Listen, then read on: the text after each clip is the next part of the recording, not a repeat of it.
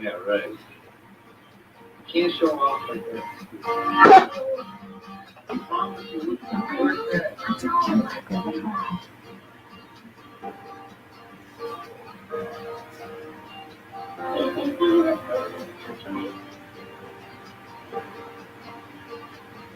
So good friends.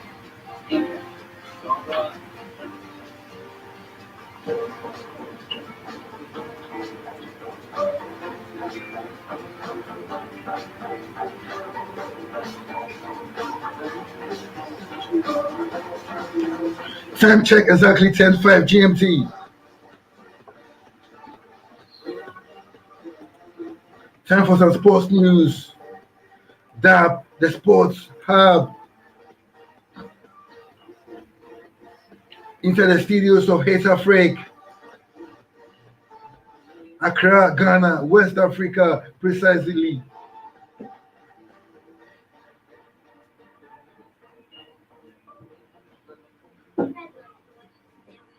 We get to enjoy some sports news this morning.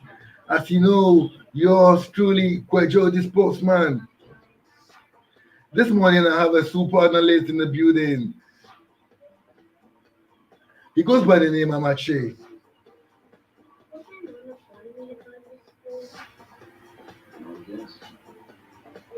This morning, we get to do the European leagues. The scintillated English Premier League is back. Spanish La Liga Santander also back. Italian Serie A. Not forgetting the German Bundesliga. Then finally we get to do the French League 1.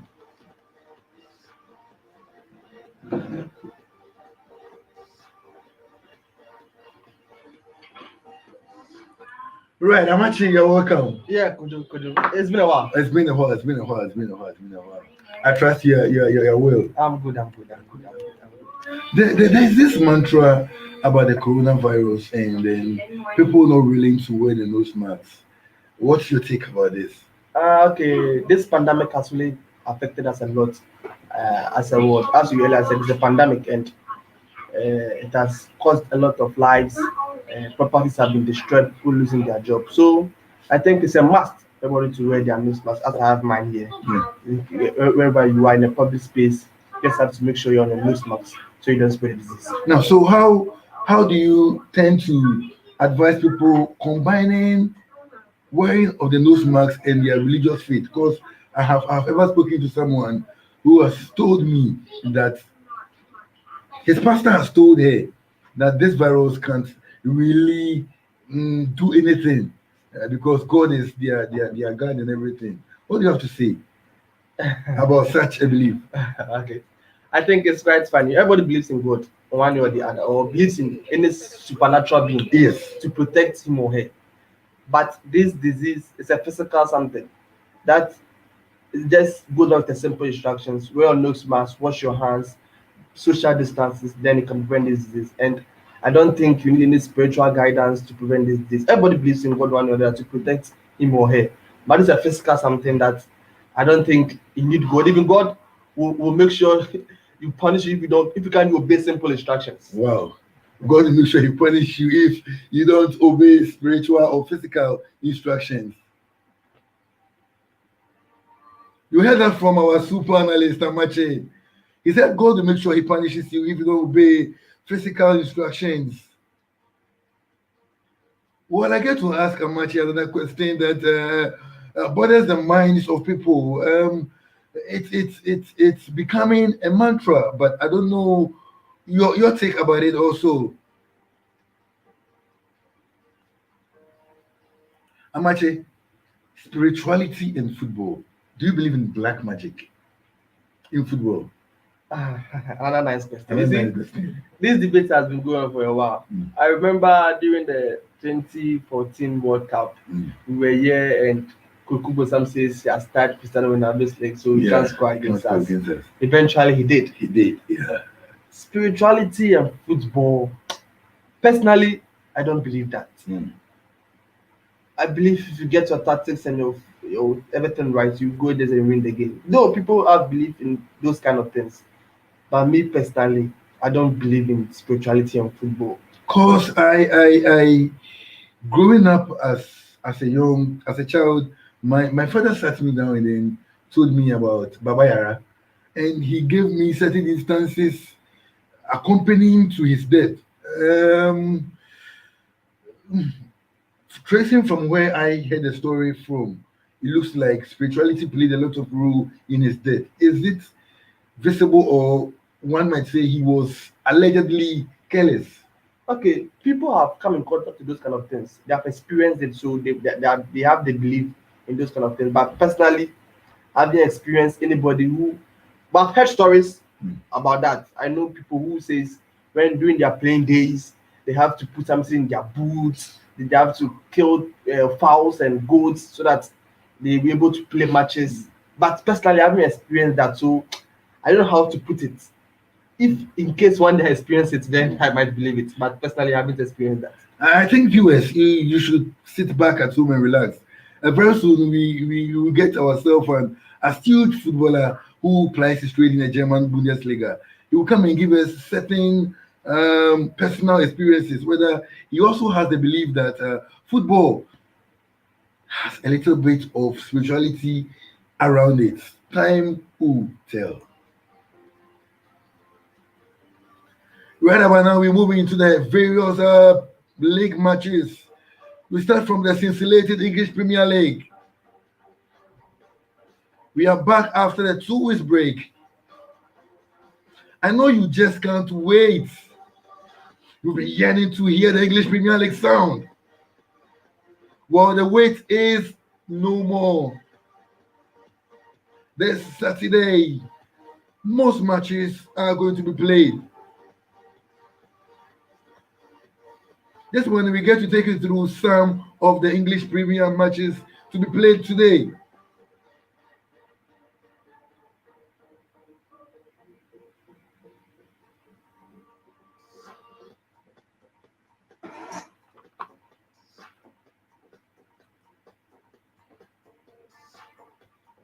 Right at the way, we start from the early kickoff.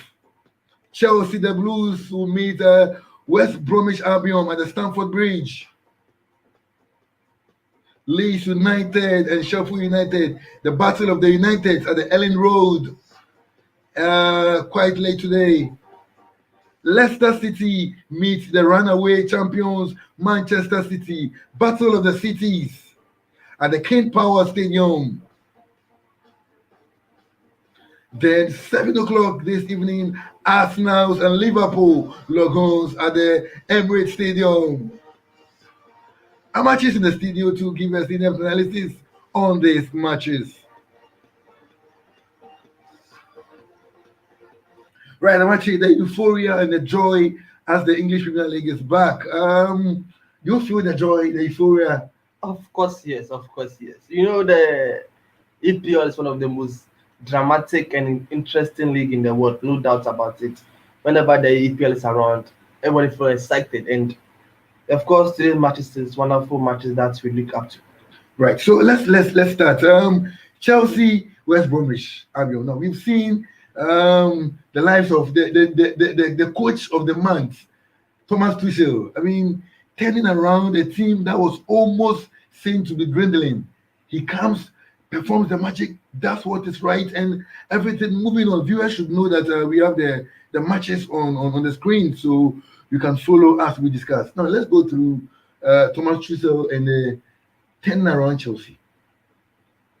Wow. Yes, Thomas Tuchel. I think he's doing something right. If not, they won't be on this imaginable run. I think now they're on 14 matches unbeaten. That's fantastic. 9 clean sheets. They've considered only 2 goals, even once an own goal. So you could see Chelsea doing something right.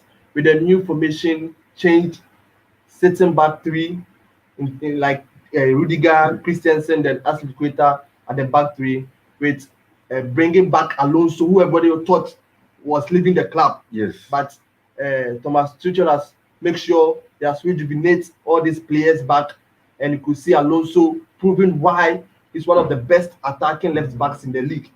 Though defensively, you can find him very woeful, but when attacking, no, that's one of the best attacking left backs in the league. Then you come back to their right wings. Lucy James is there. Callum Hudson-Odoi can also play there, and their attack, a very young attack, in the likes of Mason Mount, Kai Havertz, Timo Werner, even Olivier Giroud, who's a little bit older, can still make sure their attack is very fruitful, and the likes of Hakim Ziyech. So you could see Chelsea is a really well rejuvenated side. But this afternoon or this morning encounter is a very tricky one. You know, West Bromwich Albion is fighting to avoid relegation. Sure. And this kind of teams, when meeting them, it can be quite a tricky one. But we're expecting Chelsea to take the win because the match is at Stamford Bridge. Good. Now let's take this. Since you are a man of tactics and you believe in tactics play. Now, do you believe the emergence of Thiago Silva back into the team is that pushing Thomas Tuchel into playing the back four, or he still continues with the back three as it's working for him? I think he will still continue with the back three. Thomas Tuchel have made us to understand that was the way we set up his team. No matter who he plays behind or in front of the goalkeeper.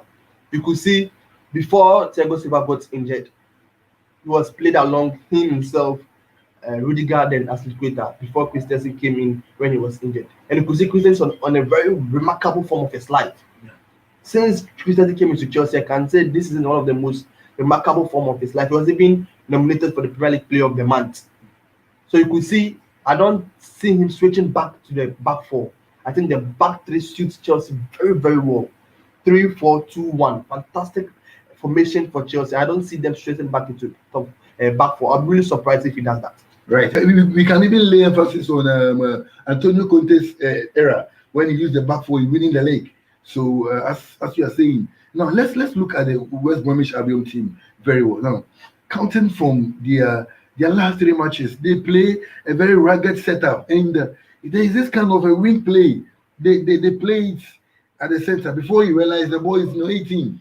Now, how do Chelsea break that with a typical back three setup, knowing the lateral wingers are players that always like to the lateral backs always like to attack. One thing about their head coach Sam Allardyce is that he knows how to defend very well, no doubt about it. You see, Sam Allardyce was brought to West Bromwich Albion to avoid relegation, and you can see as things are going, I don't see them going or coming up into the Premier League. I think they'll be relegated, but they'll make sure before they're relegated, teams won't have it easy. I remember their match against Manchester United, my own Manchester United. Early in the match, you could see they wanted to get the goal, and they got the early goal. And when they got the early goal, they really sat back. And they have a fantastic goalkeeper in Sam Johnston. Very fine goalkeeper by all standards. Was even recording to the England national squad just during this international break. So I can see them really sitting back for Chelsea to get all the ball. No matter what, Chelsea will have higher position for more than 75%. Because West Bromwich will really sit back. So it all depends on Chelsea's attacking player, on who can find the final third passes to their strikers. Timo Werner is not scoring, that's my problem. Timo Werner is not scoring, that's my problem. But I like the way how during the press conference yesterday, how Thomas Tuchel was able to touch that point. And I think Thomas Tuchel's management is one of the best in the league.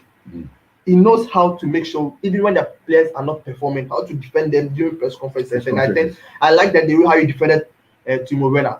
I think Timo Werner is a fine player who can be one of the best scorers in the league, but as it stands now, he's not scoring, and that's a major problem that Chelsea have to make sure they rectify it. That chance he missed, how on earth can he miss such a chance? That match against Macedonia, it's a very I don't know.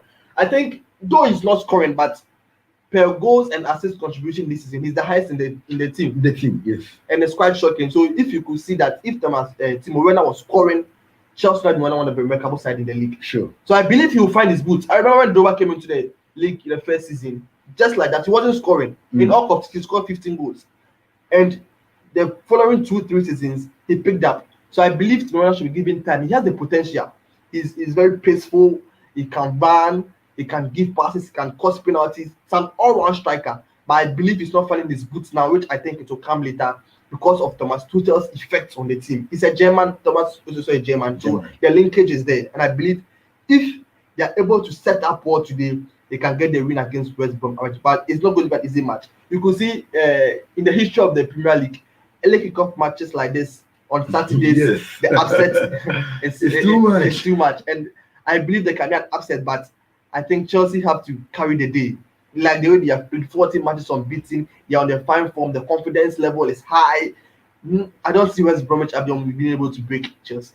Right, that is for our super analyst Amachi saying he doesn't see West Bromwich Albion surprising Chelsea. Well, let's move on to another. One may say a one-way win match, but I don't know what you see about it. Leicester United and Sheffield United, a battle of the Leeds United, and then Sheffield United. At the Ellen Road, that is a remarkable stadium. That's where you go, and Marcelo Behasa will not give you that play. Even if you are Barcelona there, you will not get the play. Yes, another tricky encounter here. Sheffield United, we all know we're going to relegation. Nothing will change that. Everybody knows Sheffield United will go to relegation. And I was really sad when they sacked their manager. A manager that have been able to make sure they are from League Two to the Championship to the Premier League. Last season they were ninth, they are best in their history. Chris Waters is a fine manager, and I don't think it will be long for him to get another job. But all the same, he's left the club. Leeds United. Marcelo Bielsa team, how they have been set up as an attacking team. Yeah. It's an attacking team, and I think that's one thing that really affects them in terms of defending. They are really, really poor. Porous, full of holes in their defense. So if you are a team that can really able to make sure you stop their wingers like Rafinha, then you are good to go, because their defense is really, really poor.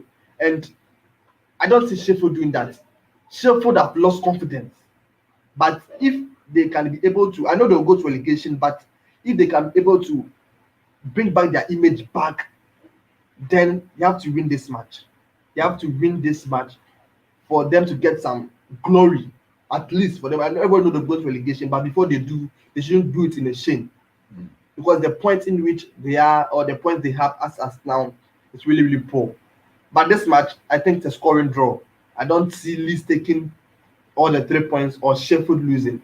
Better still, Leeds is still the favourites to win this match. Right, and then let's move on to the King Power Stadium where Leicester City log on to Manchester City. I call it a battle of the cities. I don't know what Amachi would term this match to be. Amachi, this is my match for the weekend. Even though I'm a Liverpool fan, but I think this is my match for the weekend. There is a lot of euphoria and a lot of things, strange things that will happen in this match. Leicester Man City. I remember the first like 5-2, 3 penalties in that game. Fantastic match by our standard. Yes, Leicester have lost Maddison, have lost Happy Barnes, which I think these two players are one of the best players in the league, especially Maddison and Happy Barnes. Maddison is a fine number 10, wonderful player by our standard. He can just find space when there's no space, can play free kicks, can shoot at long range. And I remember in the first leg, the goal that he scored, fantastic goal outside the box into the top right corner. Beautiful goal by our standard. But this is a Man City team that, since they drew against West Brom in December, have lost only to Manchester United since December. A team on form. I think City is one of the best teams in Europe right now, no doubt about it. A team on fine form. Run away leaders, 14 points gap, and it's a very tough game. A very, very tough game. I'm just seeing how Leicester set up how the Rangers is going to set up the team, because there is no Maddison, there is no Barnes. Ineacho is on the form of his life, 9 goals in 9 matches, and he's scoring just for fun. I remember our game against United against Leicester in the FA Cup. He's just scored some beautiful 2 goals, and I think it's on the form of his life. Also, Aguero announced that he will be leaving the club at the end of the season, and I don't think it will have effect on the club, though they haven't Gabriel, who is not as prolific as Aguero, no doubt about it. But it's a fine match that still I think City might take the 3 points because of the form in which they are. Right, and then we come to the late kickoff. Arsenal play against Liverpool at the Emirates Stadium. This is where I want us to look at the match very carefully. Now, these two sides have not been on their best recently. counting from their last two matches and where how the table stands. Let's take a look at the EPL table. Let's take a look at it. We could see uh, Liverpool lies seventh on the table, right? Then Arsenal lies nine on the table. Counting on the table, what do you see? I say Liverpool 7th, Arsenal 9th. Yes. Two inconsistent teams this season. Liverpool has won one match in their last 5 games. That's against Wolves. They've lost 6 consecutive home matches. And thankfully enough, this is an away match. And that's something that I hope Liverpool wins this game. I think Liverpool need this win very, very serious than Arsenal. If Liverpool can make top 4 this season, they have to win this match at all costs. They have to win this match at all costs. Because this is a game that I think Arsenal is a team, they are not consistent. That's their problem. They are not consistent. The day you expect Arsenal to lose, then they'll come up to win. The day you expect Arsenal to win, then they'll lose. I remember their game against Leicester. People thought they were going to lose that match. I even thought they were going to lose that match. But even though they were 1-0 down, they came back to win 3-1, and it was fantastic. That game against Burnley, a game everybody thought they were going to win on a silver platter. They led the game through the early minutes of the game. Then they gave an own goal away through Chris Woods, with Xhaka just playing the ball to him to score. So you could see Arsenal's full of inconsistency. It's a very dicey match, but I think because it's an away match, I favor Liverpool in this game. Liverpool should be able to carry the 3 points. Let's watch Liverpool with Jurgen Klopp in the last 6 matches not being able to pair two defenders consistently. He's one of that's one of the teams. This is according to stats. Analysts say this is one of the worst Liverpool defensive setbacks. I mean, you find different pairs in every match. Every match, Jurgen Klopp tries to pair two different set of players, which always falls the team back. Now, counting to the lapses, we've seen Kabak having a very great form in Turkey as he went. We have also seen Nathaniel Phillips also trying to push up his weight, winning the Standard Chartered Player of the Month for Liverpool. Now, does that form move into this match? I think before the international break, Klopp was trusting Phillips and Kabak as his favorite centre backs. I think, yes, to me personally, I think that should be his favorite centre backs. Because him playing Fabinho at centre back was really worrying for me. The play of Fabinho, how I like Fabinho to play, is just sit in front of the centre backs and just doing the dirty works. Fabinho is one of the best defensive midfielders you can ever get in the game. Fantastic defensive midfielder. Interceptions, starting attacks, initiating attacks, fine player. So when he was playing as a centre back, I was really, really worried. So I think I like how Klopp has entrusted the role of the centre back into Nathaniel Phillips and Kabak. And I think you should just give them the confidence to play. Kabak was playing as Shaka for a fine player. I don't know why wasn't entrusting him to play and then Nathaniel Phillips. Your priority or your first centre backs are injured, these are kind of the things you give them, this kind of players you give them confidence to be playing. So I think before the international break, he was giving them confidence in the Champions League in their game against Wolves. So I think in this match, to just give them the confidence to play, that's Phillips and Kabak, then just Fabinho in front of them, then maybe Thiago, then Wijnaldum to play in the midfield. No, Fabinho shouldn't play that centre back again. I was really worried when he was playing there because you couldn't feel the effectiveness of Fabinho during playing at the centre back. No, Fabinho should just be in the defensive midfield position, just destroying interceptions and just giving up or initiating attacks. I think that should be the formation club should play on this Saturday. Right, if you just join us, this is HitzAfrik, exactly the sports hub with me, Kwejo the sportsman now. We're going for a quick commercial break. When we come back, we are going to watch the action on what happened against Liverpool and Arsenal last season. We'll be right back. The News Hour, coming to you live from the studios of HitzAfrik Radio and TV.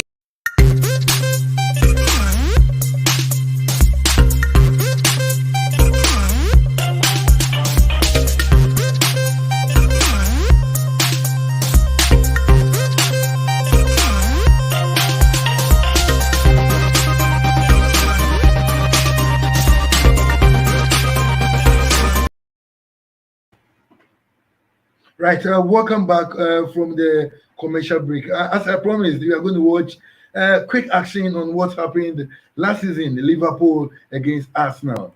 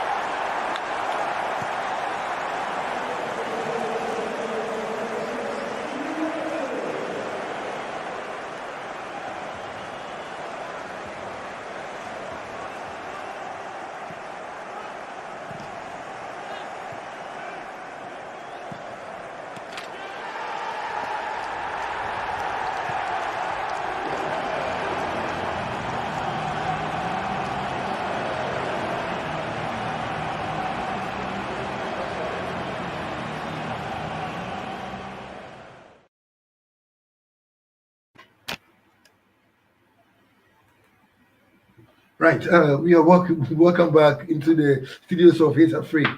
Now, we just had a feel of last season's action against Liverpool playing against Arsenal. Now, let's talk about the blunder that brought the first goal. That was a blunder. How on earth could that happen? Yes, Andy Robertson, one of my favorite players at Liverpool, frankly speaking. A guy from Hull City, nobody knew. And for the past 2, 3 seasons, he's been, if not the best, one of the best left backs in the world. No doubt about it. But that was a poor blunder. I think it happens to even the best players in the league. So I think there's no problem with that. Even though Liverpool has been inconsistent this season, I think Robertson is one of the players that's on form.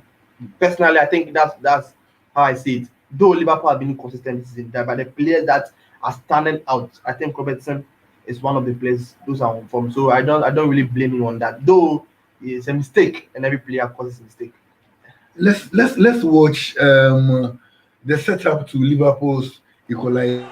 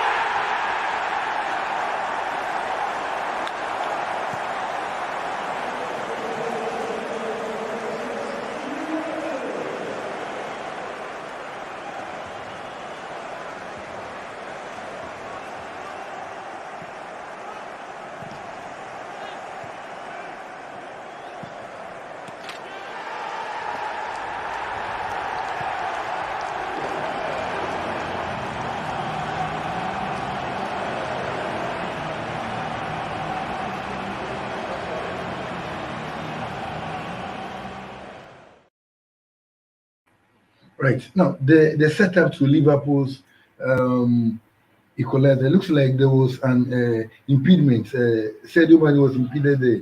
But I saw the Arsenal players lifting their hands. Were they calling for the referee to accept the foul because they are impeded Sadio Mane, or they were sensing an offside I somewhere? think I think they were sensing an offside somewhere. You see, when Manu was impeded, the ball was laid to Mohamed Salah. Salah. So you could see they were sensing, or they were impeding, or they were raising their hand for an offside, which I think the last man got his right. It was an offside. A clear advantage play on by the referee, who did well on his part, and the equalizer came about. You see, this Liverpool team, one thing that really helped them previous 2 seasons or last season was their laterals. That's Arnold and Robertson getting in their crosses. And I'm not saying that this season. Look at the second goal, especially. Fine cross from Arnold. But this season, we haven't seen those kind of crosses again. And it's really, really affecting Liverpool. You see, now the teams have been able to get to know of Liverpool. Just stop Arnold and Robertson from crossing, and they can't score goals again. Just stop Arnold and Robertson from crossing, and they can't score goals again. And you could see it has really affected Liverpool this season. You can't see Salah, Mane actually missing cities, and that's really affecting Liverpool this season. But I think their game against Arsenal, an away game, which this season, though they are not performing well, but you could see for the past 5 matches in their away game, it's a little bit better than their home games. And I believe because an away game, Liverpool should be able to get the 3 points at the Emirates Stadium. Right, so let's move straight into the La Liga Santander matches. Granada log horns with Villarreal, then Real Galacticos Madrid also log horns with Eibar. Then let's kick off. Osasuna also log horns with Getafe. Now let's start with the match. Granada has been on a roller coaster ride with this former Chelsea player Kennedy doing very well. That guy gets to the 18 line and he looks like he lacks creativity, he lacks idea in putting the ball into the net. So he tones down, he actually lacks the team. Yes, I think a clear example is Vinicius Junior from Madrid. They Yeah. can just get the ball, do everything with the ball, be in the 18-yard box and lost of ideas, don't know what to do with the ball. He's a fine player by our standard, but he just needs to learn 1 or 2 things to up his game. I've been impressed by Granada since last season. Since they came into the league, this season they're the quarterfinals of the Europa League. Fine form, fine team. You could see the way they play. They play the typical Spanish game, and it's really, really helping them. It's a very tough encounter for Villarreal. Though Villarreal is favourite here, and Granada is playing home. That's one thing that is so the bet those who like betting, I think this game they should be really be mindful of it because Granada is playing home against a Villarreal team who is playing away. It's a really, really tricky encounter. That this match, you see, nowadays in the Spanish La Liga, the goals that come into the match are not even more than 2. Yeah. And and you could see they don't score that much. They don't score that much, a 1 or 2 goals. And I see happening in this game. Villarreal maybe win or draw, but it's a really, really tricky encounter. I'm not surprised if Granada gets to the league. But what do you think about Unai Emery? I mean, thinking of Thomas Tuchel, one of the managers that brought a very quick change into their respective teams. I think Unai Emery would be one of them because staying home after losing the Arsenal job and getting back to his former side, we saw a very quick change, a quick turnaround. Emery knows the Spanish territory. He has been coaching there for years now. He won the Europa League 3 times with Sevilla, so he knows how the Spanish teams plays. He has been coaching there for quite a long time now, so I'm not surprised that he has got the team gelling. We know Unai Emery already. He's not a new coach. He's a grown man or he's a known man in the game, and he knows his whereabouts. He knows what he's doing. So I'm not surprised how Villarreal is coping right now. But this game is a really, really tricky encounter. With Granada, it's a really, really tricky encounter. Right, then Real Madrid also log horns with Eibar. I think this match has not much to say, but with the injury crisis happening in Real Madrid, can we say the same story? Real Madrid, I think they lost Sergio Ramos during the international break. Yeah. And it's a very big blow ahead of their Champions League encounter with saying Liverpool. also reading that Tony Cruz also it's not hasn't been in training.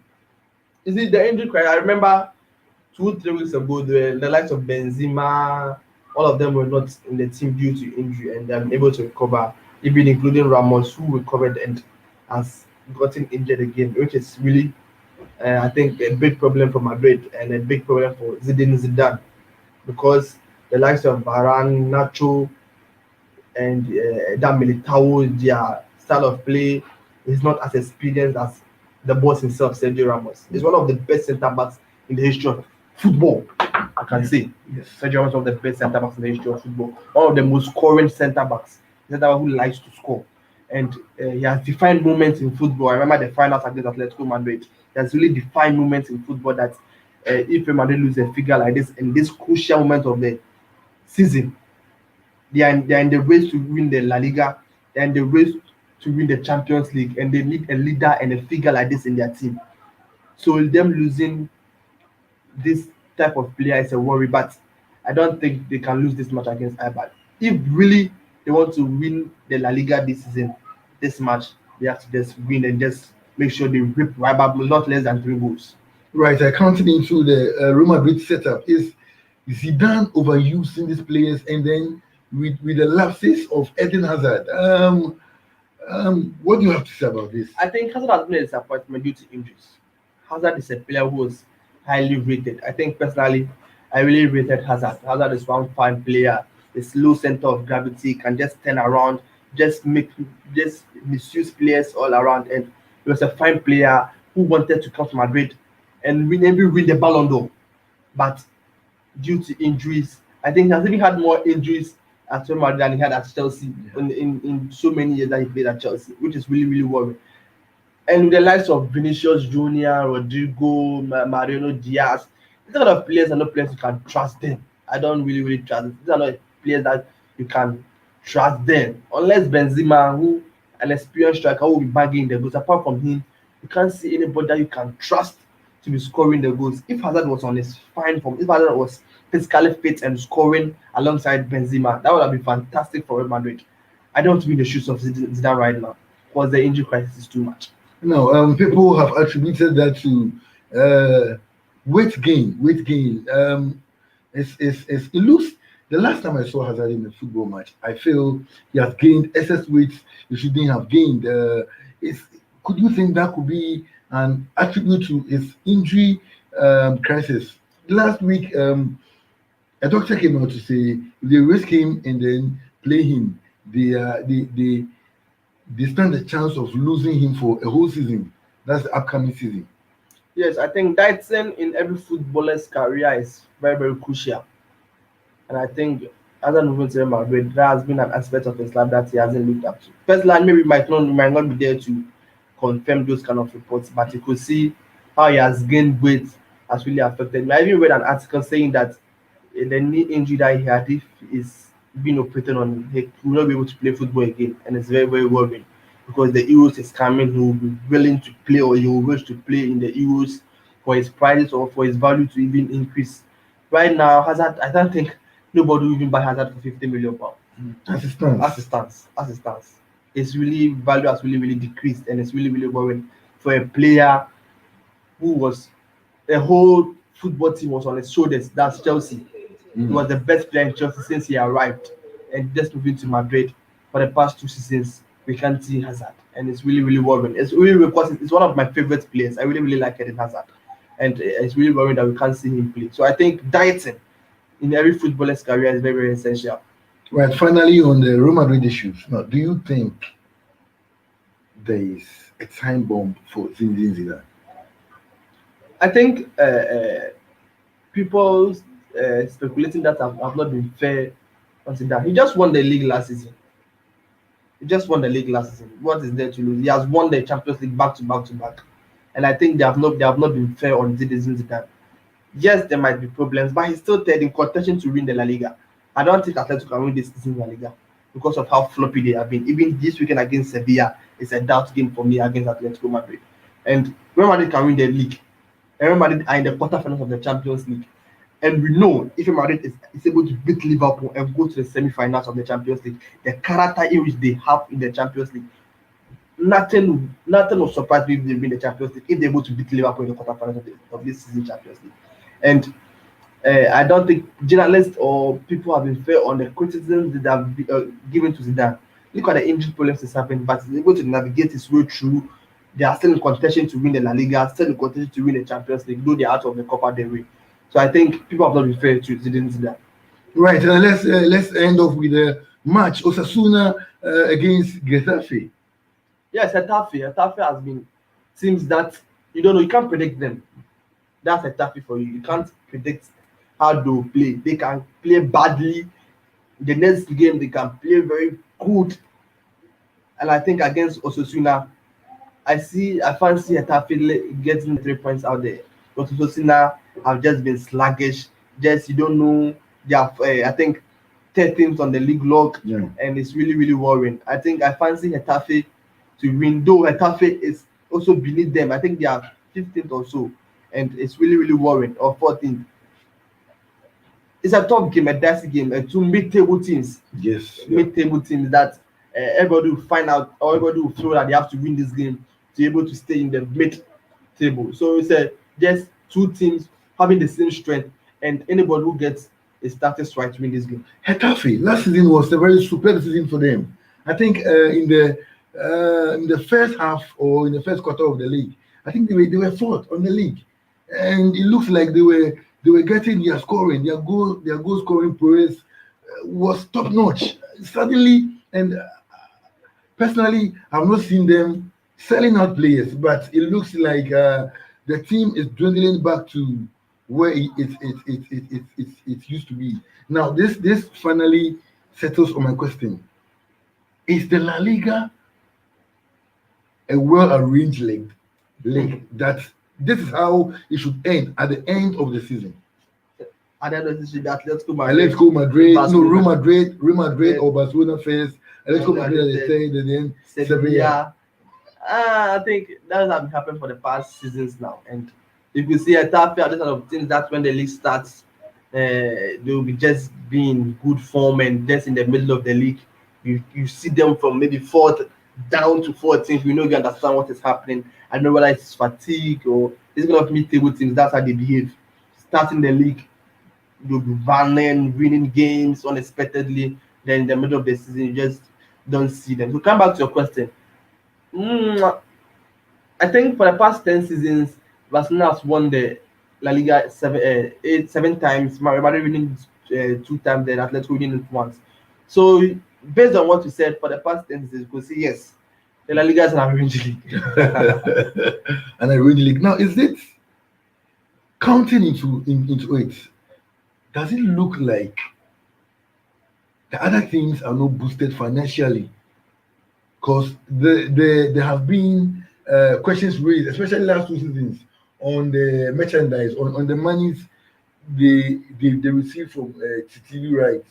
The others, the allegedly small teams, said the monies Madrid and then Real Madrid and Barcelona take from the TV rights dwindles their team. It makes them run into debt.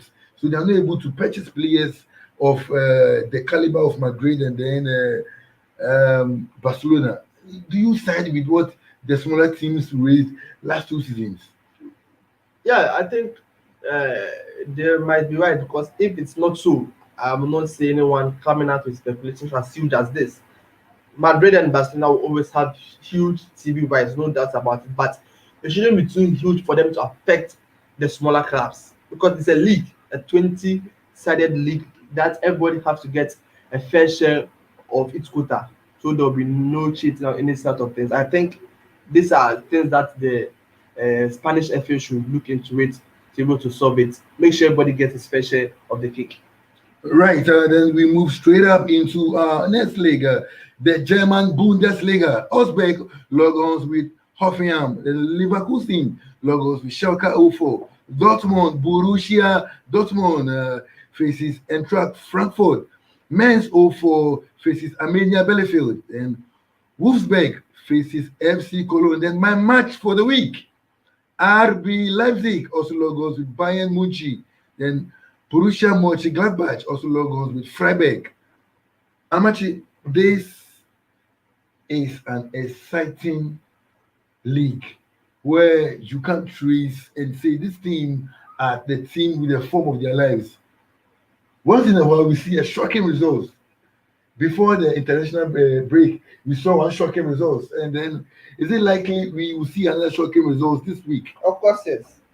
The Bundesliga this season, though Bayern will win it again, but the teams like Dortmund, Frankfurt, Hoffenheim, no one will talking about Schalke because they were relegated. Bayer Leverkusen, Mönchengladbach always cause an upset. Always making sure the results or the teams that are favorites to win, they don't win. Always upset. Actually, at Hoffenheim. Hoffenheim is a team that I was shocked when they were knocked out of the Europa League by Mood.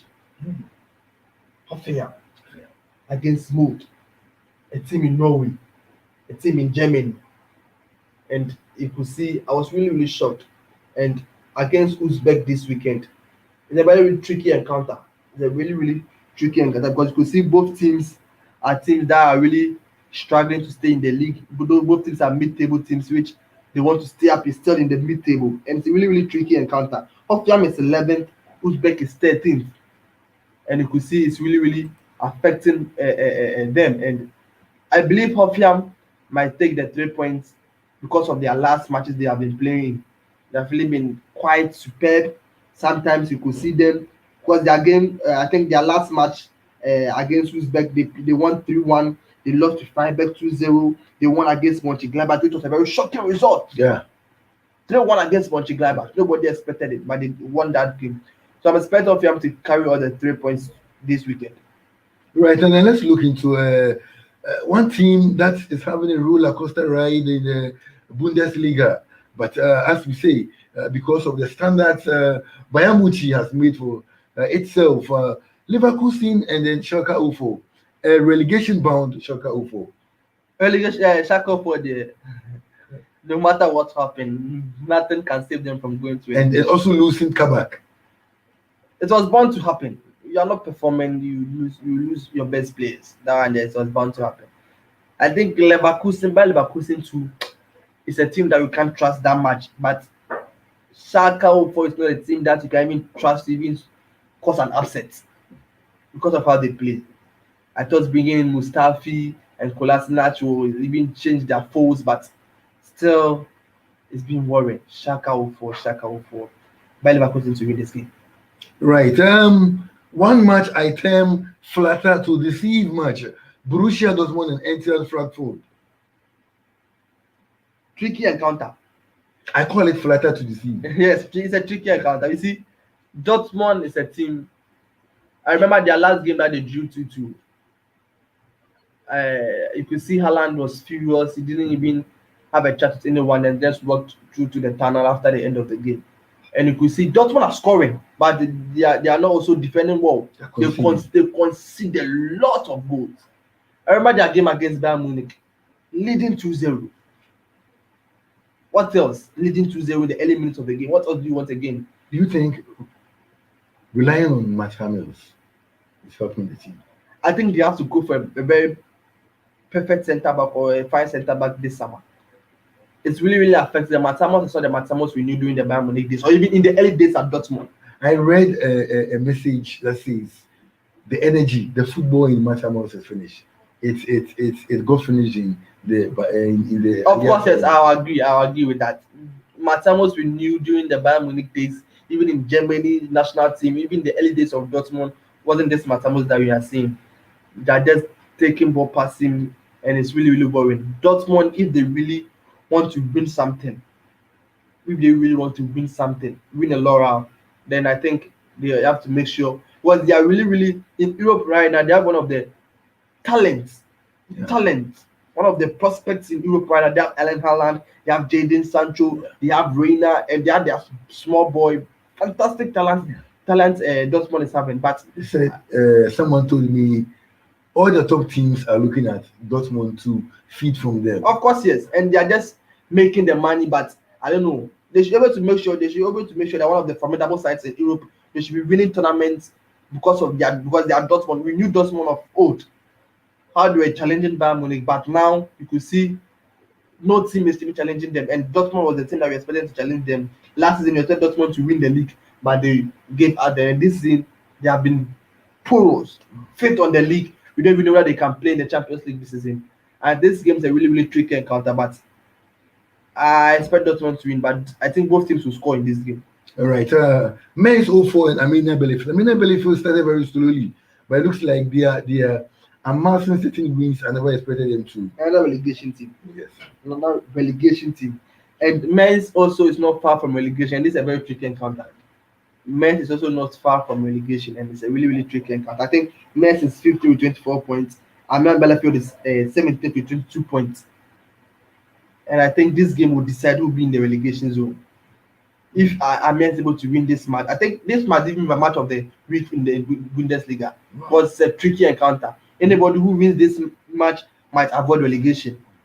And Mainz will not make sure will make sure they don't lose this match, because Mainz going to relegation is a big surprise. And Arminia coming to the league this season and going to relegation again really affects them, and they'll be happy they stay in the league. So this is a very tough match, and I think Mainz playing at home should be an advantage to them. I expect them to pick the 3 points. Wolfsburg plays FC Cologne.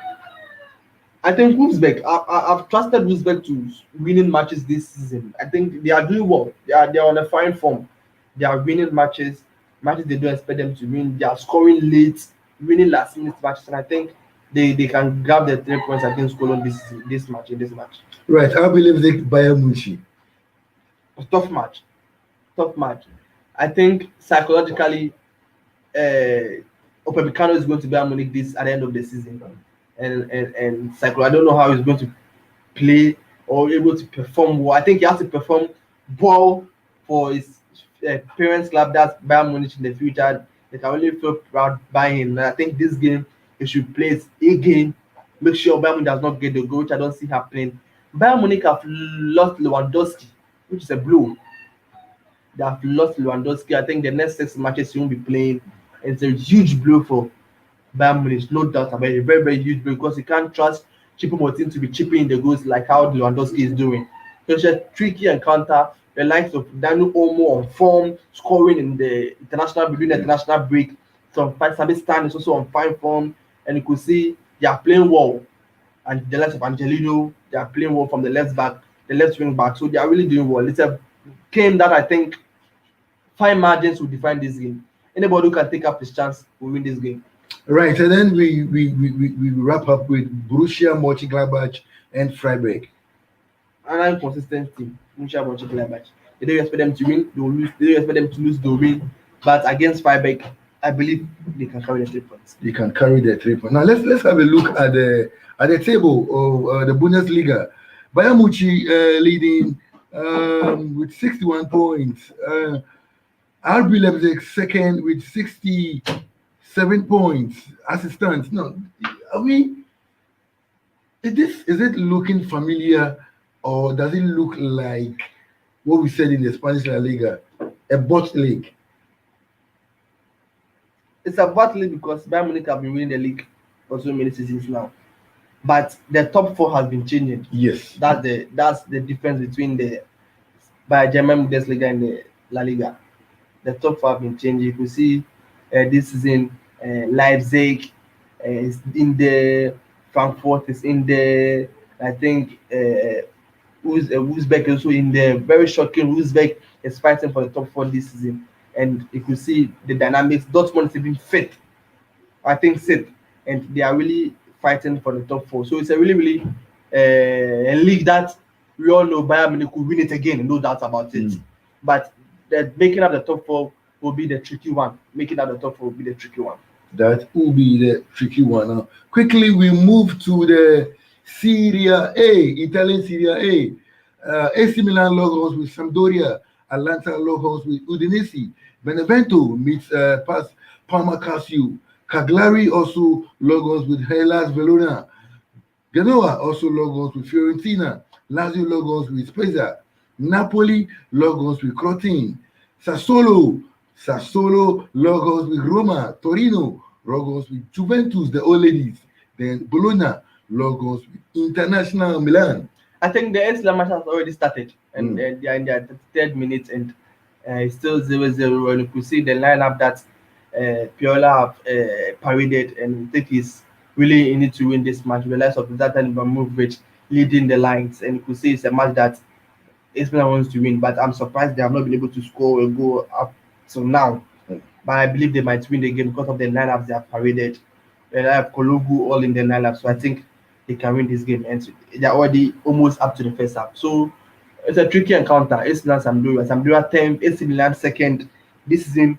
I think they're doing something right, but for the past 1 month, they've just been dropping points that is unexpected of them.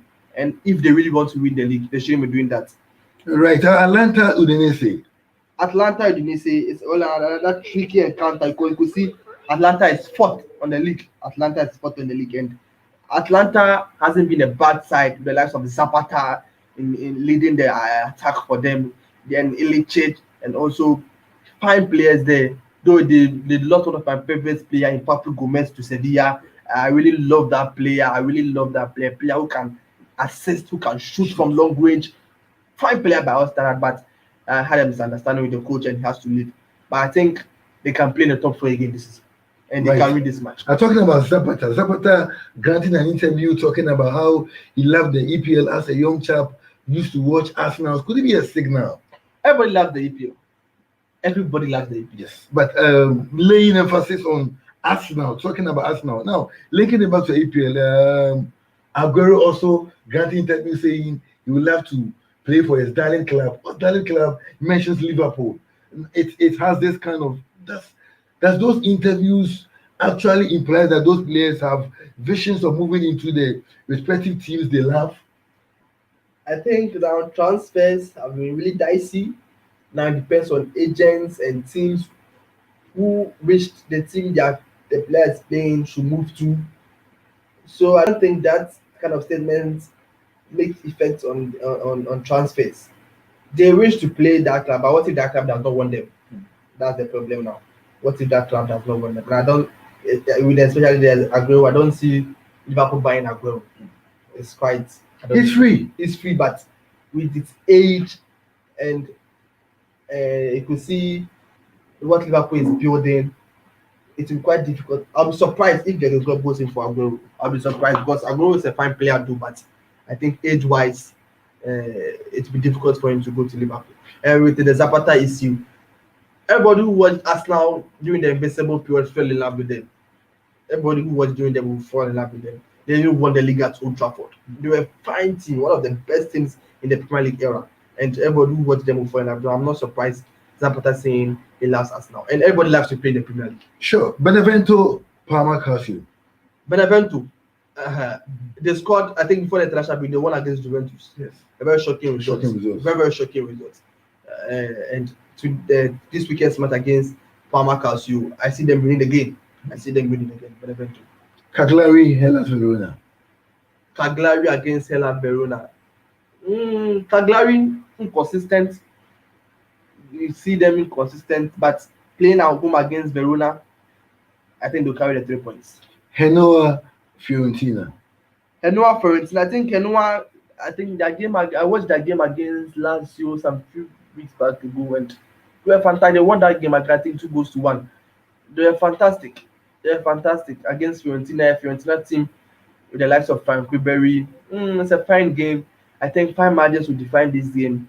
I think Jonah will take the 3 points. All right, Lazio, Spezia. Lazio is a team I don't trust really much. To be honest with you, Lazio is a team that I don't really trust. But I don't think Spezia can cause the upset because Spezia is a team that you can't really put your last coin on. Lazio to win the match. At least even to get their worst will be a draw in this match. The hint from Napoli plays coaching. Napoli. I think yes, Napoli with their way they play, Osimhen, fine form, can score goals against Coaching. At home, Napoli is taking the 3 points. Napoli taking the 3 points. Sassuolo, Roma. Another tricky encounter A there. Ghanaian interest over Yes, there. yes. Alfred Duncan. It's another tricky encounter there, but Roma is on a fine form, no doubt about it. They are in the quarterfinals of the Europa League. They are playing against Ajax, and even before they reach the quarterfinals, they're just chipping in the goals left, right, center. Because Tyrion is on a fine game over there, and they're just scoring the goals. And you could see, though they are playing away, I still favor them to win this match. Roma is it's a team that are on fine form, a team that are on fine form. I think they will play in the top four this season. They'll play in the top four this season, so they have to win this game. Torino Juventus. Now, Pello was handed over the job with command in the Serie A. Does it look like Pello is losing it? Does it put Pello on a time bomb, or it's just that the players have played for seasons and they need to be changed? What is the problem with Juventus? I think with Juventus, the players haven't gelled enough. I think new players have been in the team because some of the players are fine talents, especially that young chap from Fiorentina, Chiesa, fine player by our standard. Mackenzie and the rest. I think Pello have not been able to get the best out of all these players. You have the almighty in your team, that's Cristiano Ronaldo, a player which player that everything will wish to have. So I don't know what, because their game they lost against Benevento, I was shocked. I think Nedved came out with a tweet last 2 weeks that the club is still committed in keeping Ronaldo and Pello. Of course, I was shocked by his statement, but that's what we expected him to say. I keep saying that if you're a coach or a player and then management starts defending you, it's a way to tell him that if you don't up your game, you'll be out. Of course, yes. That's what we expected him to say. We're not expecting him to just come out and let's say they'll be sacking him or not. But I think Pello have to win a Laura this season, and it's very difficult for them to win the Serie A this season. But the way Inter Milan is playing, I'll be shocked if Inter does not win the Scudetto this season. I think Conte should be sacked if they don't win the Scudetto this season. Wow, you are firing a sack. Of course, yes. To Conte, why? If he's not able to win, I don't know what's preventing from them winning them, because Juventus is not on fine. Juventus is not on form. AC Milan inconsistent. Inter Milan is the team on form right now, and they have to win the Scudetto this season by all means. That enters into the match against Bologna, International Milan. Of course, yes. It's a walk on the path for them. Just go in, bang in the goals. If a team wants to win the league, a match like this, go in, give him 4 or 5 goals. For everybody to make sure yes, you are intended to win the league. Isn't that a fairy tale? Because Bologna, checking from their stats, they are not doing bad. That's why you have to win this game. Teams are not doing bad. That's why you have to win this game, because you want to win the league. So, are you presuming it's going to be a done deal for International Milan? They have to buy their start, because Lukaku's on fine form, Lautaro Martinez is on fine form, just chipping the goals. The likes of Ashley Young playing at the left-hand side, you could see they are on fine form. So I believe Inter Milan have to win this game at all costs. The combination of Lautaro Martinez and Lukaku, I think they're one of the most deadliest combo in Europe right now. Martinez and Lukaku, very, very favorable combo in the Europe right now, and they have to win this game at all costs. Now let's take a look at the Serie A table. I'm interested in the relegation zone. We have Torino line 17 on the log. We have Cagliari also line 18. We have Parma line 19, and then Crotone line 20. Is it going to be permanent, or you saying some changes before the league comes to an end? I think Cagliari and Torino, I think one of them will have to drop, and I think it's a really, really dicey one. Cagliari and Torino. Torino aren't playing well. Belotti's Torino aren't playing well. I watched their game and they are not playing well at all. Cagliari too is a team that you can take and escape relegation, but they're also not giving the push. So I think it might even stay like this at the end of the season. It must stay like this. Cagliari going to relegation alongside with Parma and Crotone. Now we'll be talking about the goal-kicking charts in the Serie A, but we do that after this commercial.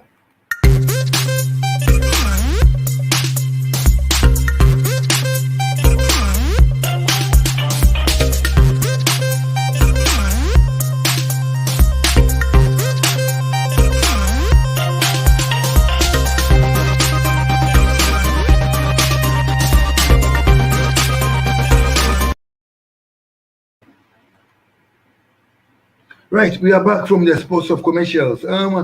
We were just talking about the Serie A season, and we're now talking about the goal king. We've seen Cristiano Ronaldo logging at the top of the goal king race. Now, we ask, is this going to be another year for the Portuguese starman Cristiano Alvarez dos Santos Ronaldo taking the goal king again this season, or we are going to have a challenge from Romelu Minaba Lukaku?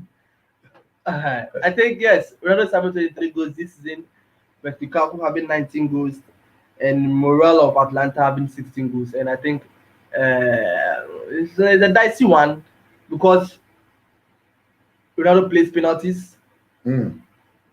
and I think to add up to his goal tally, and Lukaku also plays penalties, which add up to his goal tally, and leading him with about 4 goals.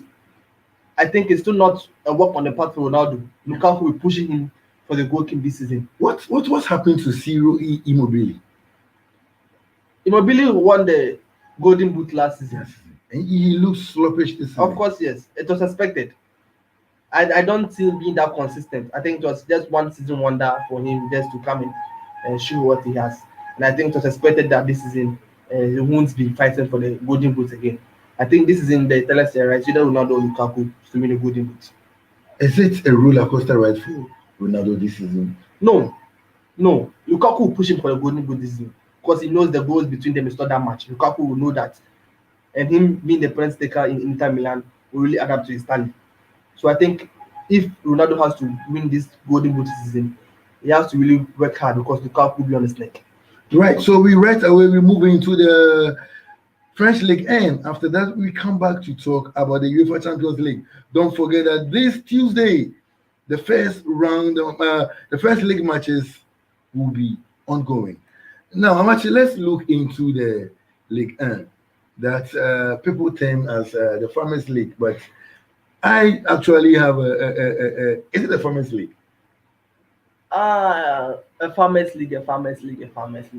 I think last season in the Champions League, we find out that Lyon was in the semi-finals of the Champions League, PSG was in the finals of the Champions League, and there was a debate about them being a Farmers League. But personally, they are still a Farmers League. All right, then let's move on. Monaco, John Boy's men. John Boy has been in a form of his life. Captain fantastic. I just love this man. Captain fantastic. Switching it to our Black Stars. Why aren't they calling him? I don't know whether that's the image that happened in the World Cup playing against him. I think that thing he did, he will be regretting it because you know how Ghanaians we like talking, and that thing he did at the World Cup, no matter what, you regret it. But I think based on form, based on everything, John Boy, Captain Fantastic at men's, what he's doing at men's should be in the Blasters. I think it looks like Ghanaians hardly forgive. Of course, yes. In the national team, it's not a club side team that you have so many matches to prove yourself. It's a team that only in tournaments or in friendly matches, even in tournaments, they are about only 5 to 6 matches. So when playing for the national team, you have to give your all. You have to make sure there's no any mistakes that you'll be doing to affect you because anybody can record at any time. And I think what he did in the World Cup, you really regret it that he didn't do that action. And I think even based on form, he should record because it's on fine form with Mets. They are 9th on the league. A team that came from relegation. Fantastic. Mate. John Boy faces Monaco. Monaco. Remember Monaco last season? Yes. They almost got relegated. Yes. But this season, I don't know. They have been rejuvenated. Monaco, just with the likes of Bernarda. I love that player. He's just scoring for fun. It's a really. I think the match has even already started, and it's 0-0. And I fancy Monaco winning this game, but it won't be a roller coaster for them. Meant to give them or be a tough on their flesh. Be a tough on their flesh. PSG against Lille. Fine match. I think it's the first and second match. I think last week if PSG have won their game, they would have overcome Lille, but they were not able to do that. So I think this game is a fine game. Mauricio Pochettino, if he has to make a stance or he has to make a point in the French league, he has to win this game against Lyon this weekend. He has to really, really win this game because he can't afford not winning the French league. He has to win the French league because as a PSG manager, It's a right. Is it a right to win the yeah, League One? This is one it's a must. question. It's a must. Not It's if a you- must. it's a must. You have to win it because it will be surprising if they don't win the French league and with all the players that they have. It will be surprising because I don't think they sacked Thomas Tuchel based on performance. Yeah. They didn't sack Thomas Tuchel based on performance. So if you have been brought in and you can't win the league that they have been winning always, it will really, really be surprising. I think if they want to win this season's League One, they have to prep Lille at home at the Parc des Princes. Lens against Lyon. Lyon also not being bad this season. Lyon also not being bad at all this season. Per their standard, they are really performing well, and I think they can win this game against Lens. And away match over 2.5. I will match over 2.5. Wow, that's a huge one. Now let's look at the table. I'm always interested in the relegation setup of the table. We have FC Lorraine line 17 on the table. We have Nantes line 18 on the table. We have Nims line 18 on the table. Then FC Nantes line 19 on the table. Then Dijon lies 20th on the table. Now, is the relegation zone going to be like this at the end of the season, or you feel there might be some teams dropping into it? I think it's between Nims and Lorraine. I think Dion and Nantes will eventually go to the relegation. You can see Nims, their past 5 matches have not been that poor. They won against league champions before the international break. And I think they'll be really, really pushing not to get relegated. Though there have been some 1 or 2 matches that they really failed to gap to expectations, like the match against Nice that they lost 2-1. I think it was really, really poor on their part. But if they really want to stay out of relegation, these are the kind of the matches they should be winning, and for them to stay out of relegation. If they want to stay out of relegation, these are the kind of matches they should be winning.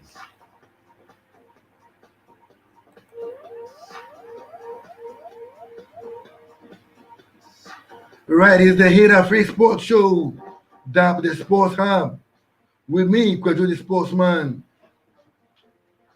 In the studio this morning is our super duper analyst, Amachi. We've been through the top 5 European leagues, the English Premier League, Spanish La Liga Santander, Italian Serie A, the German Bundesliga, and finally the French Ligue 1.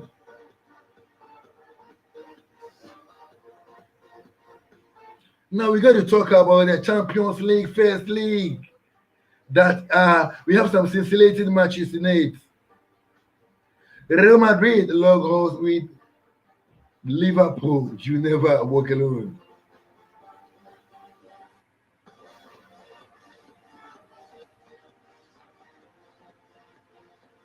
Then FC Porto log on with the Blues, Chelsea.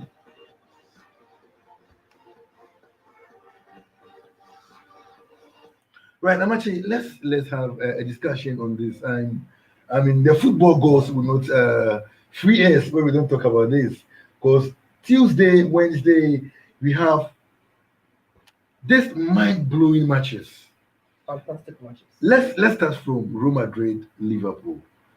I mean, this match was a final last 2 seasons of the Champions League. And counting from it, I used to tell people this match was a one-league affair. So the spirit of the tournament went for the majority winners. This time, it is a 2-league affair. Now, in first, how do you counter these 2 teams? Yeah, as I said earlier on, Real Madrid losing Ramos is a big blow in this match, especially in this match. And I think that make Liverpool the favorites to win this match because without their formidable leader, their spiritual leader, a leader who makes sure even when they're in the team, the morale, how the players even perform. Ramos not in this game has really affected Madrid, to be sincere with you. But it's the Champions League and the Champions League spirit. If it's with you, when you get small boys to play and they're wearing everybody they see, they can play. That's the Champions League spirit for you. But I think it's a really dicey encounter. The 13 times winners versus the 6 times winners. Very, very tricky one. Very, very tricky one. And I think against all odds, it depends how Liverpool is going to set up their team. Who will Good. be playing? No. Talking about the defensive setup, let's watch Real Madrid, Liverpool. Which has the best based on what would you say? In recent times, let's go to the goalkeeper.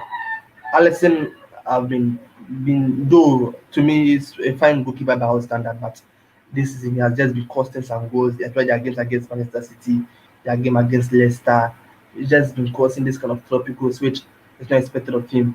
Courtois on fine form, no doubt about it. Courtois one of the best goalkeepers in Europe right now, and come back into their left back position. Mendy of Madrid, not bad, not bad as a player. He's been scoring, he's been assisting, so not bad. Robertson, to me, one of the best left backs in Europe as it stands now. Arnold, though, I think his form has dipping. To be sincere with you, his form has dipped. But it was expected. A young boy, 2 seasons ago, last season, one of the best right backs in the world. It was even being compared to the likes of Roberto Carlos and Kafui. So you could see it wasn't going to stay consistent for that long. It was expected for him to dip in form, but still, it's one of the best right backs in the world. And the centre backs, Varane will be playing there because there's no Ramos, or Nacho will be playing because there's no Ramos. So to be Nacho Varane against Kabak and Nathaniel Phillips. Kabak and Phillips are two inexperienced defenders. They haven't played for that long, and I think Varane and Nacho will feel comfortable because they've been playing for a while now. So per the centre backs or per the defensive setup, I think Madrid is more favourites, or Madrid have a better defensive setup than Liverpool. To be sincere with you, they have a better defense, especially with the centre back pairing. I think they are better than the Liverpool centre back pairing because of how Liverpool centre back have not played enough between themselves. I don't think they played 5 matches or more than 5 matches between No, I themselves. don't think so. So I think with that, their defense setup is not as strong as Madrid's own. Right. Looking at the midfield, the midfield action. I think still might have one of the best midfield players in the world. Casemiro, fine defensive midfielder. Modric, the least said about him, the better. Fine midfielder. In the likes of Toni Kroos. I don't know whether we play in this match, but Toni Kroos does not play. Federico Valverde, fine player by all standard. I think because of him that they didn't even get Cuba last season. Fine player by all standard. So with the Madrid midfield, no problem with that. The only problem with Madrid is their left winger. Their left winger. That is the cutting edge. Now let's look at the forwards. Analysts all over the world are playing the match on the top liner. It says Salah has interest in that match. Has interest in that match. He wants to prove everything wrong. That on any day, Liverpool can kick Madrid out of the Champions League. Now, are Liverpool being so desperate for this match, or the spirits counting into the match? I think if Liverpool have to redeem their season, they have to win this match. They have to win this two-legged encounter to qualify to the semi-finals. If Liverpool have to, they want to redeem their season because this is one of the worst season for Liverpool for the past 3 years. I think one of the worst champions in the Premier League. Though the likes of Blackburn, Leicester City are there, but per the standard Liverpool set, per the standard they set upon themselves, I think they have been poor. And if they want to save the season, they have to either win the Champions League or play in the top four. And I think realistically, winning the Champions League is much better for me. Liverpool should win the Champions League to save their season. And when they're able to beat the 13-time champions and you're in the semi-finals, you can see you're on the road to winning the Champions League. So I think Salah and Mane, this match, they should make sure they take it upon their shoulders. I think they have not shown leadership when things are going wrong. Between those two, they haven't shown much leadership when things are going wrong because these guys are the scoring players in the team. And when things were going wrong, they were not scoring. If you score for you to be scored, that way you know that what you are doing, you can see you are doing something. But they were not scoring. Mane were missing sitters all over. It was really a problem. And I think this match, for them to save their season this season, they have to win the Champions League or even beat Madrid. Beat Madrid. What went wrong for Jurgen Klopp? Because Klopp was doing well. Liverpool seemed to be on a roller coaster ride. We even thought this league could also easily be our own. Then we equalized with our foes, Manchester United. But then suddenly a Van Dijk injury, even prior to the Van Dijk injury, the team started sinking. We lost 7-2 to Aston Villa. Aston Villa. Now, people or analysts all over the world have termed it to fatigue. The particular club of players have been playing for quite some years, exactly 3 or 2 years, if my memory tells me right, 3 years consistently, or two. It can be an example, but I don't. It can be an excuse, but I don't really buy that excuse because Madrid used that same 11 to win the Champions League back to back, and I don't see that being an excuse. And though yes, this same set of 11 has been playing for some time now, that should be the more reason why they should be winning more laurels because they've known themselves for a while. Yes, fatigue sets in as an individual, no matter who you are, you'll be tired along the way. But you're a Liverpool Football Club, one of the best teams in the world, one of the best teams in Europe. That should be right at the back of your head. Even though you are tired, even though there's fatigue setting up, you shouldn't be losing some matches, especially at that game against Fulham. You shouldn't be losing this kind of matches. That's was poor on their side, and no amount of excuse can be given to that match. So, as I was saying earlier on, Liverpool have to win their game against Real Madrid for them to save their season. Right. Let's move into one match. Analysts think that is going to be a roller coaster ride for Frank Thomas Tuchel's Chelsea Logos with Porto. That team that took away Juventus. You see, Chelsea fans celebrating on Twitter when the draw was made. It wasn't one of the easiest draws, and they were happy because it's Porto. If I was Chelsea, I shouldn't be happy because I had Porto. Though, yes, you might think Porto is the easiest team in the draw, but I won't buy that. In terms of Champions League, Porto is a more good team than Chelsea. People might not agree with me, but Porto has won the Champions League 2 times. Chelsea have won it once. So, in Champions League, league form doesn't count. The year Chelsea won the Champions League, they were porous in the league, but they won the Champions League. So, in Champions League football, the league form doesn't count. And I believe this match is a tricky one. With the likes of Pepe, 38 years old Pepe, what he did in the Juventus game. I've not seen a defender performing to that high standard. Porto is a really organized team in terms of defense. Sure. Really, really organized. With the likes of Corona in front. Fantastic young child. I haven't heard Chelsea wanting one that player. Fantastic player by all that. With the likes of Maraga. Strength, power, can shoot. It's not an easy game. Chelsea will have the possession, no doubt about it. But in terms of breaking down or fast countering and attacking game, Porto can hurt Chelsea with that. Though Chelsea are the favourites, but it's not going to be an easy game for Chelsea. It's not going to be an easy game for Chelsea. Now, other matches also will be moving on. Borussia Dortmund playing against Manchester City.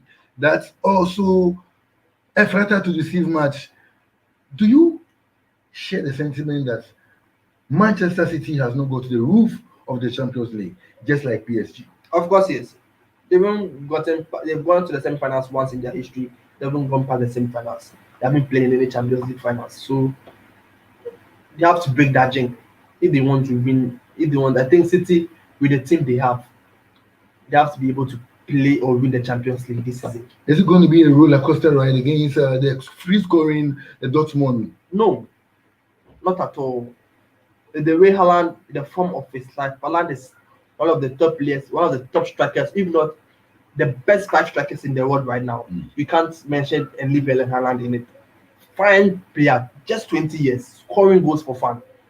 One of the most youngest goal scorers in the Champions League, having scored 20 goals in 14 games. That's a record. The last player who did that scored in 24 games, that was Harry Kane. But this guy did it in 14 games, scoring 20 goals. So you could see he's a player for the future. Prime player by all standards. Jadon Sancho, fantastic player. Reina, that USA guy, fantastic player. So I think it's a game that, as Elia said, splattered to the sea because the likes of De Bruyne, Gundogan, You could see Rodri, the midfield of City is one of the best in the world. Those three set up fantastic. They have David Silva, Red, Mahrez, Ryan, Sterling, Gabriel, Jesus, fine players by all standard. But it's a game that when City is not cautious, because you could see for the past seasons the team that have knocked out City up from the Champions League. Dortmund can sit and say to themselves that if Lyon was able to knock City out of the Champions League last season, why can't we do that? If Tottenham was able to knock out Chelsea City from the Champions League last 2 seasons, why can't we do that? So I think it's a match that Dortmund can just ginger themselves that they can beat City because they don't have the pedigree, they don't have the history in playing the Champions League. Mm. Champions League builds always on history. Of course, yes. Does that Of course, yes. Of course, even the song alone, the anthem alone, those who have been able to play in France and win the Champions League, even when the anthem is played, you can feel the atmosphere. Champions League is all about history and character and pedigree. If you don't have it, forget it. Right, this match was last season's final. That was a super duper match. A lot of analysts said it was going to go on either side. Few people could actually predict and was very sure. Today we have this match in a quarterfinals. This match in the quarterfinals. PSG against Bayern Munich. When the draw was made, I think I was quite 80% sure that Bayern Munich will go through, but Lewandowski gets injured has really made me be a bit doubtful about this game, because Lewandowski is a player that I really, really love and admire. What a striker! I think for the past 2 seasons, he has been the best player in the world. Lewandowski for the past 2 seasons has been the best player in the world, no doubt about it. And Bayern Munich will really, really miss him in this match, because I think the likes of Neymar and Mbappe will say to themselves that this is the time to prove to the world that they can win the Champions League with PSG. And I think this is the perfect opportunity for them. If they're able to knock out Bayern Munich, that's the favorite of the Champions. To me, they are still the favorite to win the Champions League. This is Bayern Munich. If they're able to knock out, that's a back-to-back win. Of course, yes, they can do it. Why cannot they do it? They are one of the top teams in Europe. Why can't they do it? And if they're able to knock out Bayern Munich from the Champions League and go to the semi-finals against City or Dortmund, I think they are better than these two teams. Though City is quite, because of their recent forms, they might be ahead, but because of the Champions League history is not there. Though players that don't even have the Champions League, but have been to the finals just last season, then they might think to themselves that if you're able to beat Bayern Munich, why not City? Which I think they will be favourites ahead of City. If they're able to beat Bayern Munich in the quarterfinals this stage, I think they can go on to win the Champions League this season with the likes of Mbappe, Neymar, Di Maria. I think Neymar this season, if he wants to save the season, I might say, because Neymar has been a player that we were highly expected of him to do magic, to do things, and he has to win the Champions League with PSG if he really wants to be counted as one of the greatest players in the world. Right, we'll be coming back shortly to give you some tidbits from the Ghana Premier League. Stay tuned.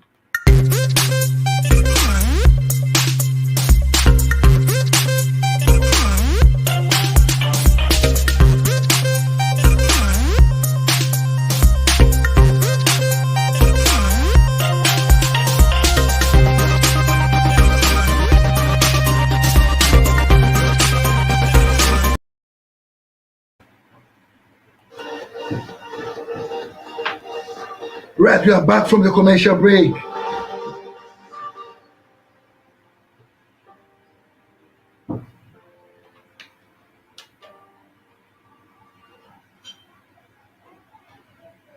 Right, as we promised, we're bringing you some matches in the Ghana Premier League.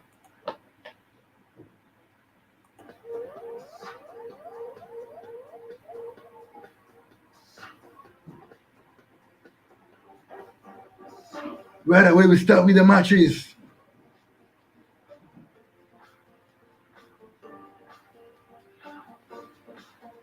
Eleven Wonders logos with Kumasi Asante Kotoko.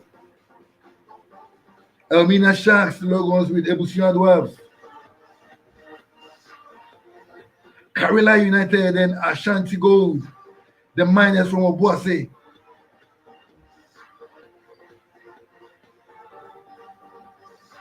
Bechem United logos with Liberty Professionals, the Scientific Soccer Lads,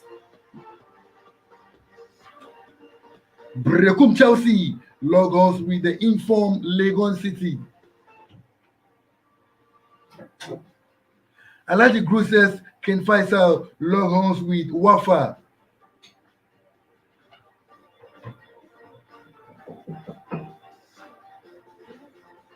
And in the Theater of Dreams, Dreams FC also faces international allies.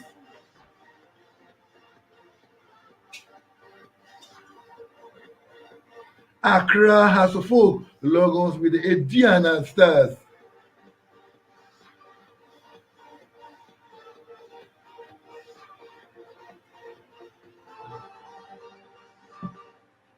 Right, Amachi, I've been waiting for people to talk more about this GFA president, HS Okieku. This man has done marvelous. The marketing of the league, how attractive. Now let's take sight of some of the pictures we have in Ghana. It's a problem that will take time to delve into it. But let's look at how our league is being sold. Now we can have players from the local league trace their plight, their career abroad. It means that viewership is increasing. Of course. All our informed players play league for a short period and they are taken out of the system, meaning viewership is increasing. On a scale of 100%, how do you term our GFA? That's quite a difficult question. I think Kurt, in terms of viewership and branding, how he has been able to set up the Ghana Premier League, even talking about the Blasters. I think our match against Sao Tome, the branding, how everything was made, the Malcolm's, how the advertisement about it was fantastic, perfect by all standard. My worry is about how the players are leaving the league. These are our best players. Daniel Lomote left to Algeria. Algeria shouldn't be a league that will be buying our best players, because we want to rebound the league. We want our players, our local players, to be playing the Blasters. Just now, this fine chap from Dreams FC also left to Algeria. Yes, the former Accra player. Yeah.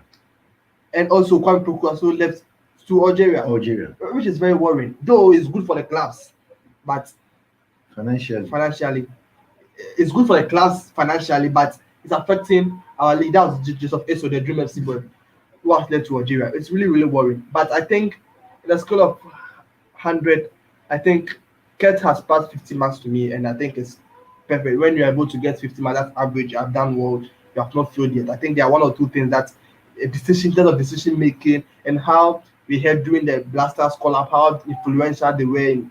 I think that was one of two things that they have to address, and how referees are being beaten now. Hooliganism. And I think the punishment in which are given to referees, I think those doing that are not so safe or strict enough. I think this kind of things should be addressed well, so that it might not be seen in our league again. It is poor.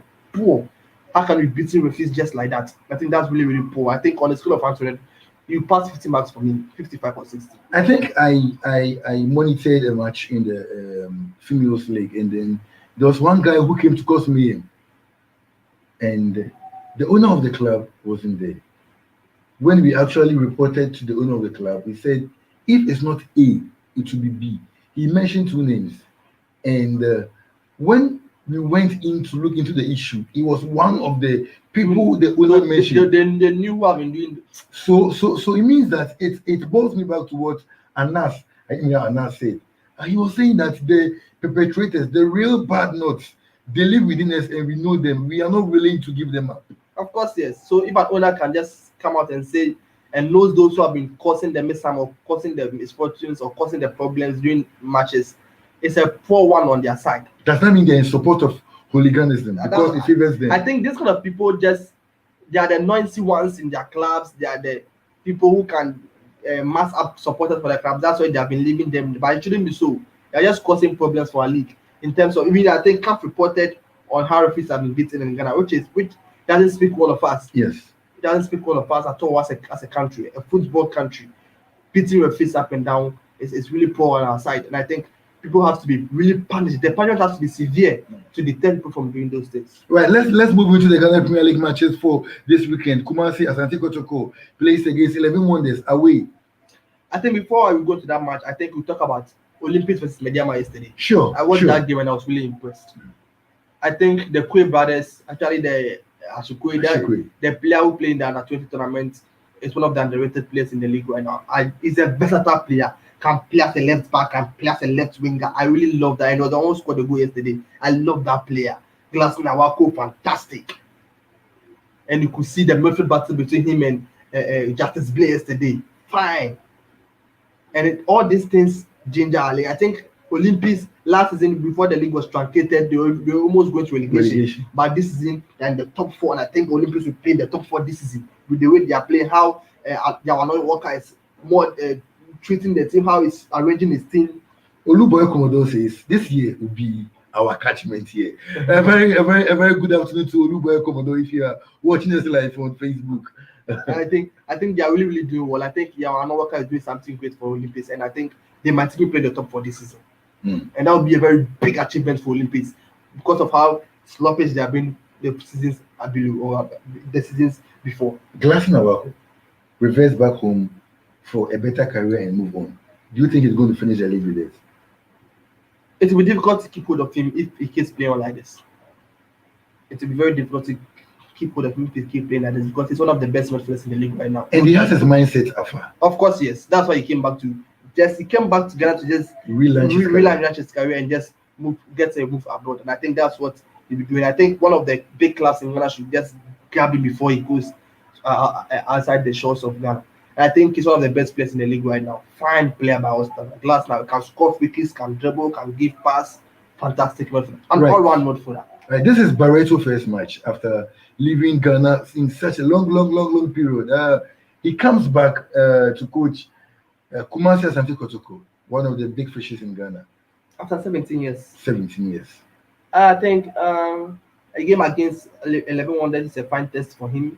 I think in his interview, he said that the team is not scoring much, and that's what is about to solve as it stands now for the team to score more goals. Yes, I think they are not scoring, but they are also making sure they are not. I think I watched one of their friendly matches during the international break. They were scoring goals for fun. The likes of Nadi Keita was scoring, Fabio Gama was scoring, and you could see their new boy Kumi was also scoring. They brought in, though Kompoko has gone, they brought in some new strikers. The Brazilian guy Bicinos has come, and Kumi also come. You could see, yes, they brought in new technical team. You could see Asante Kotoko is improving. I think in terms of branding wise, the involvement of Sikh into them, how they do their interviews, how they even their Twitter handle, the way everything is being posted on there. I think Kotoko is still one of the best clubs in the country. Right. Kerala United in UNSTARS. I think Kerala is playing against Ashanti Gold. The miners. And they are playing at home. Diawusi Taylor. Yeah. that guy is a goal machine. Best striker in the league. And you know what I love about that chap? He knows how to play in other players. Of course, yes. He knows how to shoot in from afar. Of course, yes. He's just a complete striker. I really love that player. I think Ashanti Gold have lost Akamenko to Lagos City.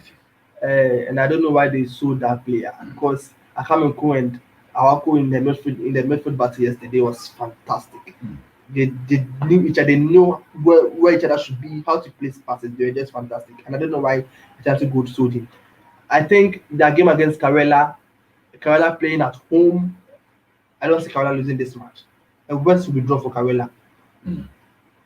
Bechem United plays against Liberty Professionals, if my memory serves me right. Of course, yes. Bechem against Liberty Professionals.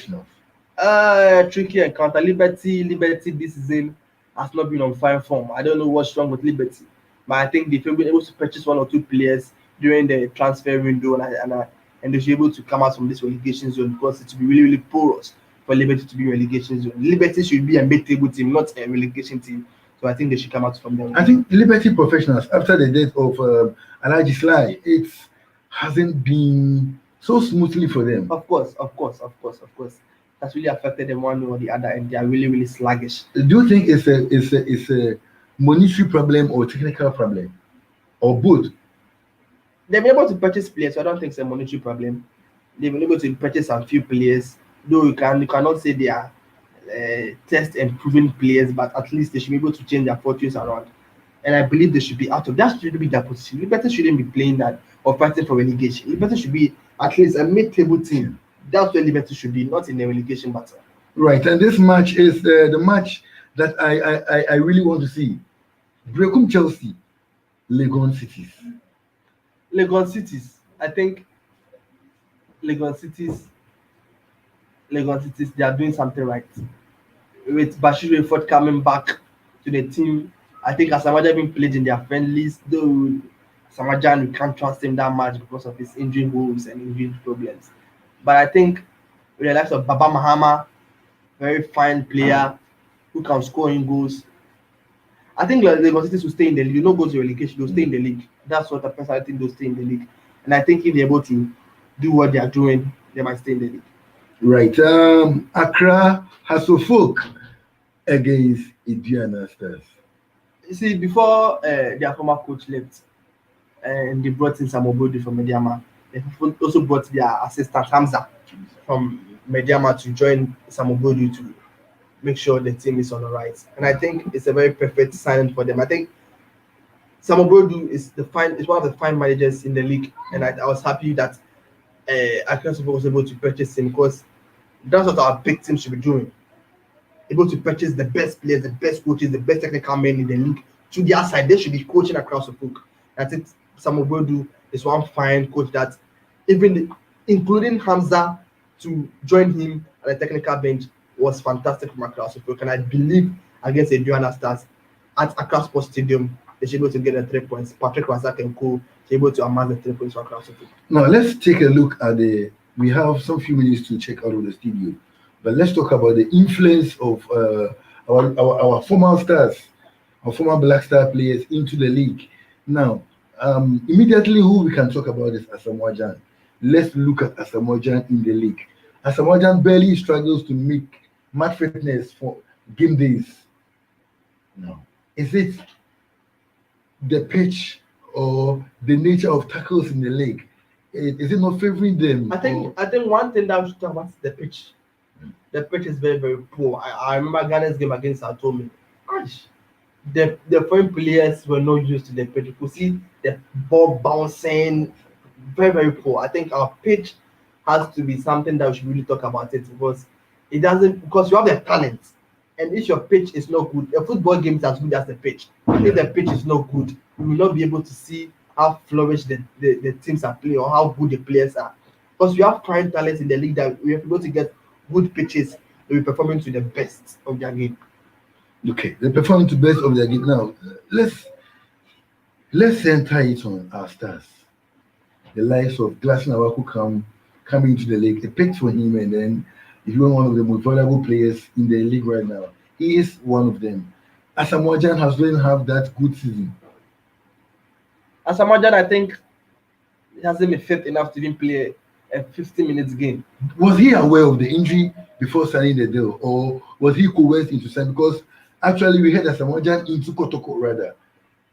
There was a twist, and suddenly we heard the Kotoko move has been doing that. There's no more, but Asamoah Gyan now moving into Legon City. So it was quite shocking when he moved to Legon City. I think the rumors was about the $1 million deal, and it was really, really shocking.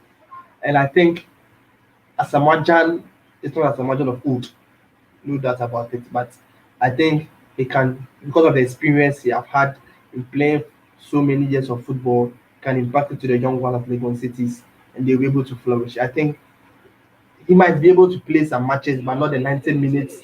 He doesn't have the 90 minutes in him right now, to be frank with you. I don't see Asamoah Gyan playing for 90 minutes for even 5 matches continuous. It's not possible. You break down.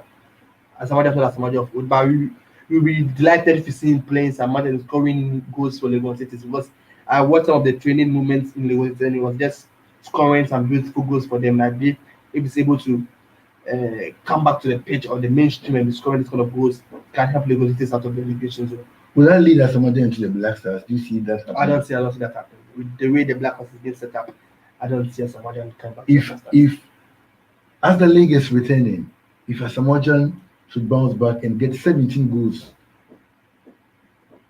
as the league ends, does that move him into the Black Stars? It will be difficult for him to get 17 goals in the first place.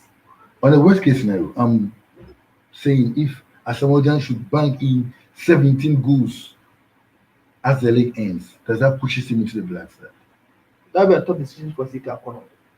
I won't be in shoes for to take these decisions. It was a very tough decision because the likes of our strikers in the Black Stars right now, Jordan, Caleb Kuban, and Dan Levente, Gimano Boateng, they are not top strikers. Or if you take Jordan out, they are not top strikers that you can really depend on. And as Samaja is not that Samaja that renew, he can bank in the 70 goals in the league. But what if he comes into the mainstream with the Ghana Black Stars? It will be difficult. It's going to be a difficult one.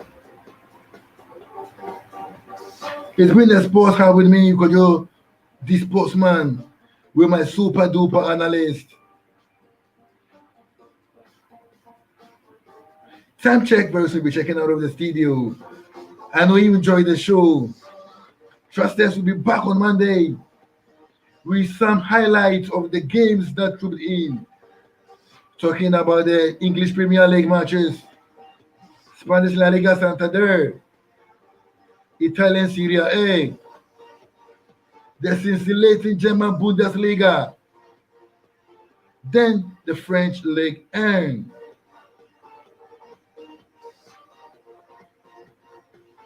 Exactly 7:50 to 8:50 p.m.